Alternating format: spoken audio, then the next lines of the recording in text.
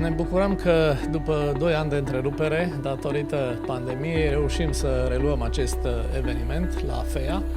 Un eveniment important pentru că el ne ajută să devenim vizibili în societate și mai ales în mediul preuniversitar. De altfel, parteneriatul cu mediul preuniversitar este foarte important pentru noi și de aceea i-am invitat la FEA să ne vadă la noi acasă, așa cum suntem, și sperăm noi să-i și convingem, sau pe o bună parte dintre ei, să devină studenții noștri.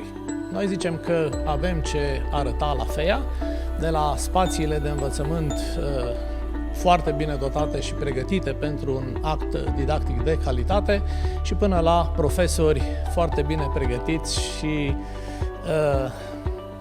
implicați în munca de educație, de cercetare, care pot să-i ajute să se formeze profesional.